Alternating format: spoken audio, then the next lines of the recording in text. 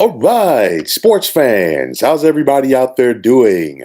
William Martin coming at you one more time here on YouTube with another edition of the 300 Pounds of Sports Knowledge podcast. Now, on February 12th, the Texas A&M Aggies found themselves reeling as they were losers of 8 straight basketball games.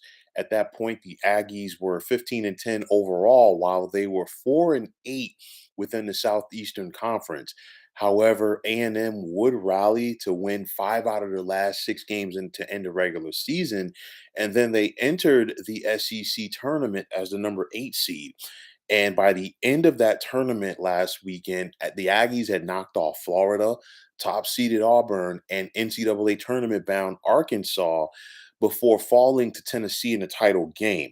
Now, with a record of 23 and 12, it appeared that A&M had done enough to make the big dance, but unfortunately for their sake, they were not one of the 68 teams that heard their name called last night on Selection Sunday for the NCAA tournament. Now, the Aggies will have to get themselves prepared for the NIT as they're hopeful to prove that they're the 69th best team in the nation. And even though the Aggies missed out on the big dance, I feel that the selection committee overlooked how strong the SEC was overall.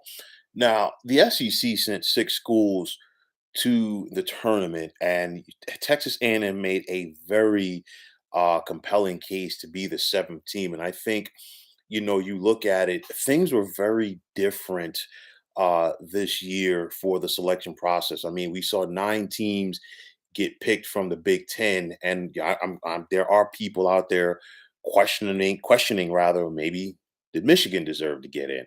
We'll have to wait and see. Some people even questioning Indiana. But nonetheless, you look at it, I think nobody really was going to question the strength of the Big Ten conference. And honestly, for me, you look at it, and I had been talking about this for several weeks now, how strong the SEC was, and I talked about it because it's truly a gauntlet. You look at the depth that the SEC had this year. With Kentucky, with Auburn, with Tennessee, then you bring in a Texas A&M into that mix as well. You bring in an LSU, you bring in an Arkansas, you bring in an Alabama. These are some quality teams, and they're teams that are not just of quality. They can also, go out there and make a run in this NCAA tournament. You're not going to downplay what the Big 12 or the Big East did. Um, some people are going to look at the ACC. They got 5 teams. I mean, granted, you weren't going to keep out Virginia Tech. Obviously, Duke deserved to be there. North Carolina made a strong push as well. So did Miami. But the thing is, for me, I think there was more balance this time around in regards to picking because you look at it, the West Coast Conference got 3 teams. And usually, even, when we know that Gonzaga is going to be in that mix, they might just be the one team. But this time around, we saw St. Mary's get the love that they deserve.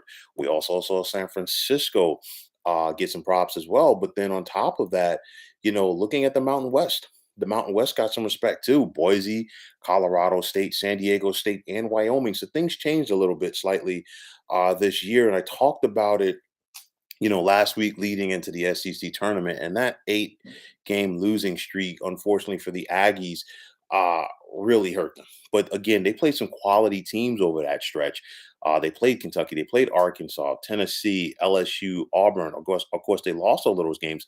But when A&M got it going, A&M had 2 victories over Florida. They also had 2 victories over Arkansas. So it's like those are things you cannot, overlook. Also, knocking off a very good Auburn team in the SEC tournament as well. But unfortunately for their sake, they just came up short. Now I know that they're one of those standby teams. But if you're A&M, you're kind of you're kind of in a rock and a hard place because do you prepare for the NCAA tournament or do you prepare to take on Alcorn State in the NIT?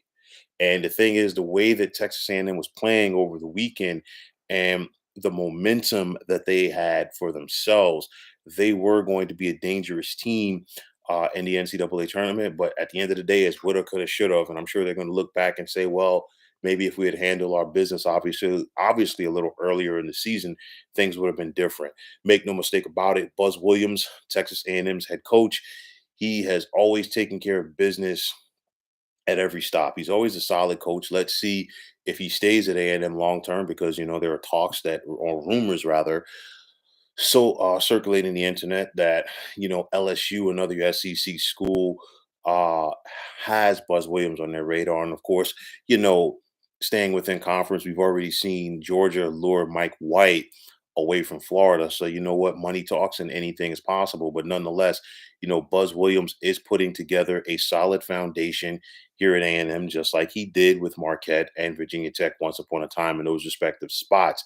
So hopefully, for his sake and for his team's sake, and those returning players for next season, they could find a way to build off of that. And on the short term, whether they get in as a standby team or whether they focus on the NIT, let's just see how A&M responds to this, and let's see how A&M rebounds. But nonetheless, the way that A&M was playing, they definitely deserved a shot. I know that the committee just doesn't look at the last 10 games. It's the overall body of work for a club. And again, that 8-game losing streak really hurt the Aggies. Unless you get an automatic bid, it is so difficult to overcome something like that in the middle of your season. A&M came on strong, but unfortunately, it just was not enough to impress the committee for them to be the 68th team in this tournament. So let's see how A&M responds for this short term in the NIT and long term heading into next season. So, folks, that is going to wrap it up. And as always, I want to take this time out to thank you for tuning into the 300 Pounds of Sports Knowledge podcast here on YouTube. I want to take the time out to thank all of you fine folks out there for tuning in. And if you have not already, please feel free to subscribe to this channel. Now, if you're on Twitter, please feel free to follow me at 300 Pounds of Sports. And like I always say, if you follow me, it will be my pleasure to follow you right back. There's also the sports discussion group on Facebook at the Sports Depot 365. You can check it out. Drop a line and be a part of one of the better sports debating sites going on social media. So, once again, fine folks, my name is William Martin. I'm signing off, saying take care and have yourselves a wonderful day.